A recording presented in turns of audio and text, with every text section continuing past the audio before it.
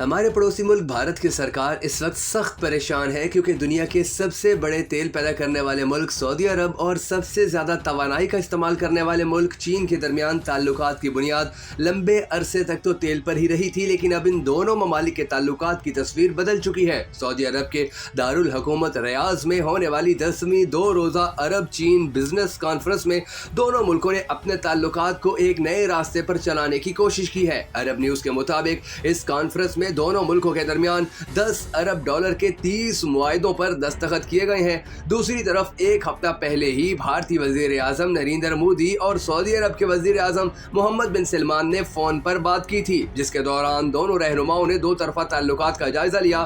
یاد رہے کہ ایران اور سعودی عرب کے درمیان سفارتی تعلقات کی بحالی کے بعد دونوں عالمی شخصیات کے درمیان یہ پہلی بات چیت تھی۔ سعودی عرب نے بھارتی وزیر اعظم مودی اور سعودی ولی عہد کے درمیان بات چیت کے بعد ہی چین کے ساتھ اہم تجارتی معاہدے کیے۔ اس سے پہلے سعودی عرب نے انڈیا کے زیر انتظام علاقے کشمیر کے دارالحکومت سری نگر میں منعقدہ G20 اجلاس میں اپنا نمائندہ بھی نہیں بھیجا تھا، جس کی وجہ یہ تھی کہ پاکستان نے سری نگر میں G20 کے اجلاس پر اعتراض اور احتجاج ریکارڈ کروایا۔ پاکستان کے اعتراض کے بعد چین، سعودی عرب، ترکی اور مصر نے G20 اجلاس میں اپنے نمائندے نہیں بھیجے تھے۔ خیال رہے کہ انڈیا رواں سال G20 کی صدارت کر رہا ہے اور اس کا سربراہی اجلاس نومبر کے مہینے میں نئی دہلی میں ہونا ہے۔ عرب چین سربراہی اجلاس کے دوران سعودی وزیر شہزادہ عبدالعزیز بن سلمان نے کہا کہ ہم وہیں جائیں گے جہاں ہمیں فائدے اور مواقع نظر آئیں گے۔ ہمارے سامنے ایسا کوئی آپشن نہیں ہونا چاہیے کہ ہمیں چین یا امریکہ میں سے کسی ایک کا انتخاب کرنا پڑے۔ کچھ دن پہلے امریکی وزیر خارجہ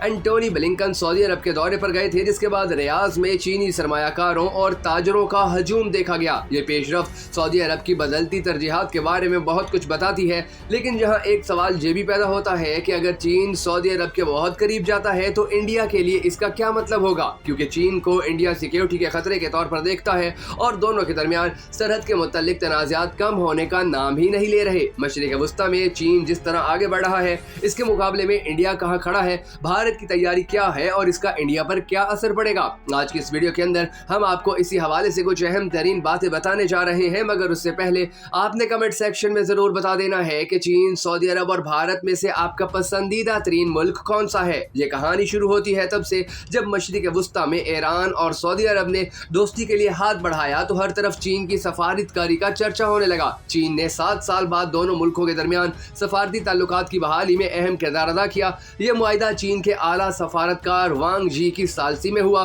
سن 2016 میں سعودی عرب میں ایک شیعہ عالم کو پھانسی دیے جانے کے بعد ایرانی مظاہرین تہران میں واقع سعودی سفارت خانے میں داخل ہو گئے تھے، جس کے بعد سعودی عرب نے ایران سے اپنے تعلقات ختم کر دیے۔ دہلی کی جامعہ ملیہ اسلامیہ یونیورسٹی کے شعبہ ویسٹ ایشین اسٹڈیز کی پروفیسر سجدہ ایشوریا کا خیال ہے کہ چین کا ایسا کرنا ان کی دور اندیشی کو ظاہر کرتا ہے۔ وہ کہتی ہے کہ سعودی عرب اور ایران دونوں ممالک بات کرنا چاہتے تھے، لیکن ایک دیوار تھی جسے چین نے ہٹا دیا۔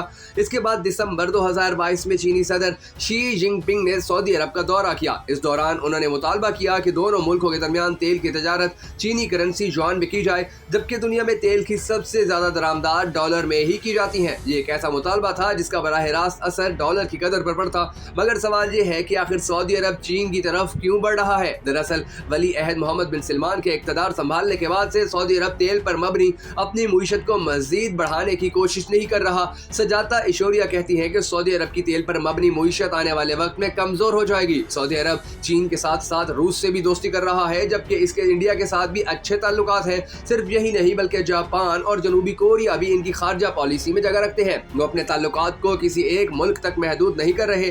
دراصل ولی عہد شہزادہ محمد بن سلمان ایک نئی پالیسی لائے ہیں جس میں نئے شہر بنانا اور غیر ملکی سرمایہ کاری شامل ہے، جس کے تحت وہ چین کو ایک اہم کھلاڑی کے طور پر دیکھتے ہیں۔ اسی طرح انڈیا نے روس پر ہتھیاروں کا انحصار کم کر کے دوسرے ملکوں کا رخ کر لیا ہے اور اب سعودی عرب بھی راستے بدل رہا ہے۔ 20 سال پہلے جب امریکہ نے ایران پر حملہ کیا تو وہ مغربی ایشیا کی ایک بڑی طاقت ہوا کرتا تھا، لیکن امریکی تسلط کی یہ صورتحال گزشتہ برسوں میں بہت بدل چکی ہے۔ چین اب امریکہ کو پیچھے دھکیل رہا ہے۔ جس طرح امریکہ نے روس پر پابندیاں لگائی ہیں اور روس کے کروڑوں ڈالر کے سرمایہ کاری کے منصوبے مغربی ممالک میں بند کر دیے ہیں، اس کی وجہ سے مغربی ایشیا کے ممالک میں بھی خوف بڑھ رہا ہے۔ انہیں لگتا ہے کہ ان کا پیسہ اب مغربی ممالک میں محفوظ نہیں رہا۔